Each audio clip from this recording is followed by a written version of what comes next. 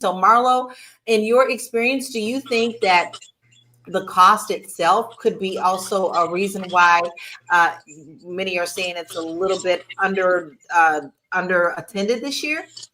Essence has never been cheap. Like Essence was targeted for professional Black women who could afford to travel and stay at a hotel. I used to work at hotels, and for Essence weekend, if you came in on Thursday, you could not check in and check out until Sunday. Like that was the earliest checkout, so you had to be prepared to stay the entire weekend. This has never been a thing for downtrodden people, right? Now the beauty of being a New Orleanian is you gonna get the hookup.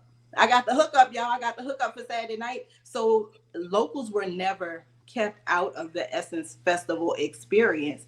In terms of corporate sponsors, you got to have corporate sponsors. People want to see Prince. They want to see Beyonce. They want to see what's the girl Glorilla. They want to see LL Cool J. The tickets are going to be much. People complain about a Beyonce ticket for one artist. Imagine what it is for 15 marquee artists for 6 hours a day. There's not just the main stage, there's also a concourse, which they changed that and pissed a lot of people off. But that used to be part of the admission ticket.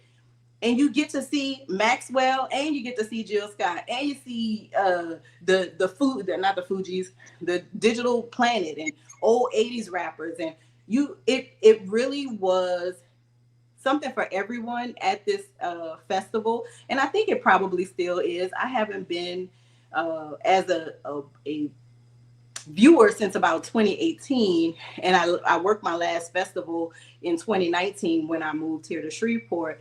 But it's a fun experience. I think people should have the experience. In my personal opinion, as a New Orleanian, having watched the Essence Fest not really change a whole lot over the last 30 years, Girls Trip did more harm to the Essence Festival than corporate sponsorship, because corporate sponsorships have always been there.